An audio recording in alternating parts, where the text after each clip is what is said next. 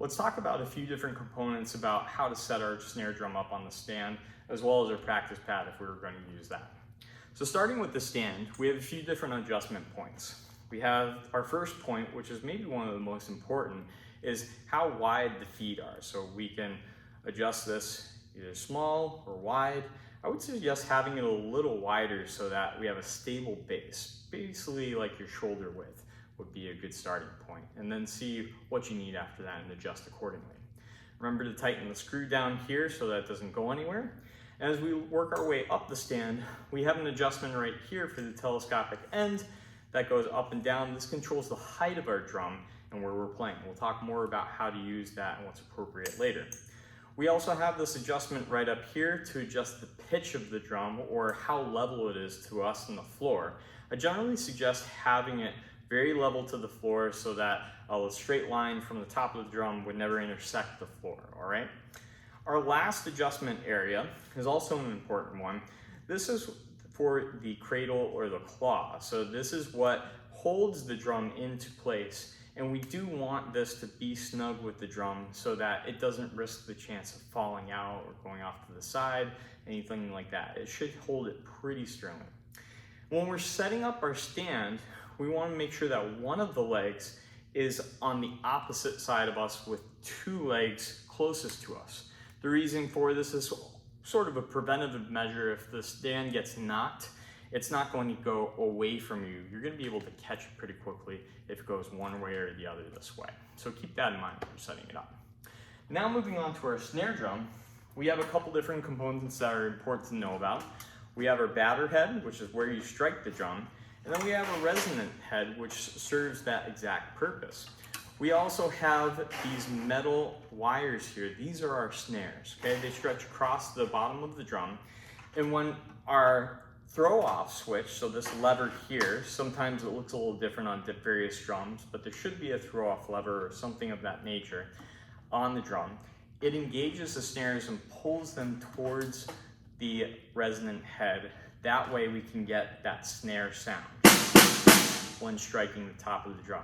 If you ever have a concert band part that calls for a tom sound or snares off, we can't hear the snares while it's off. So always good to take a look at your music prior to starting to see what the composer's asking for from the snare drum part.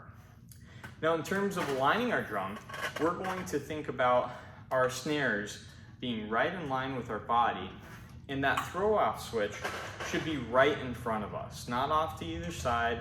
But the reason for this is because our playing on the top of the drum should be in line with the snares at all times. Now, if we wanted to play softer, we would play towards the rim of the drum. If we wanted to play louder, we'd play towards the center of the drum. Now, all while we're doing that, the snare should be right underneath the sticks, okay? If we have the drum like this and we start playing softer, we're gonna lose some of that reaction from the snares and the resonance that we want from that sound. So make sure that your throw is always in front of you, and make sure that the snares are going from you out towards the audience, never east to west, okay? So we're gonna put the snare into the snare cradle right now. Now, it's somewhat loose, so I'm going to make sure that I'm holding the drum so I can kind of pick it up while it's being cradled and adjusted. So I'm going to adjust this so that it grabs a hold of the drum and it's not going to go anywhere. Make sure you have a firm hold on everything. And check that every side's even. So you have a little bit more. There we go.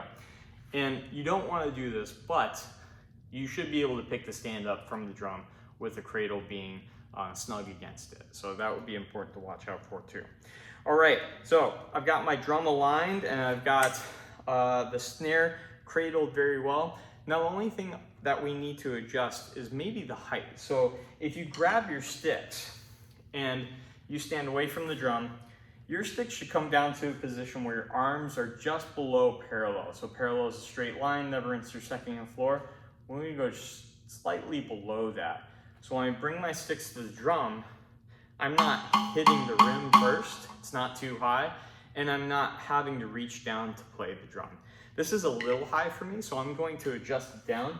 Put your sticks out of your hand first, make sure they're in a safe place where they're not going to go anywhere or roll anywhere, and hold the bottom of the cradle of the drum so that it doesn't suddenly fall down and pinch your finger or fall over, anything of that nature. We want to be safe while we're adjusting this. So holding the cradle and dropping it down, I don't know, like a ½ inch. Let's see where that's at. Check. That's about good for me. I like that. That feels comfortable. I don't feel like my sticks are gonna hit the sides of the drum or the rims of the drum before I start playing. I think this will be appropriate for us. So, always remember, before you start playing on the snare drum, check the height, check the feet, make sure that the cradle and the claw are snug against the snare. Make sure that your throw off is right in front of you and those snares are going out towards the audience from your body. And once we have our playing posture and a good setup, we'll be able to be more successful with our rudiments. Anything else, you're gonna run into problems with it being too low, being too high, the snare not sounding right. So double check all of these elements before you start playing. You're gonna get a great sound. Your band director's gonna be very happy with you as well.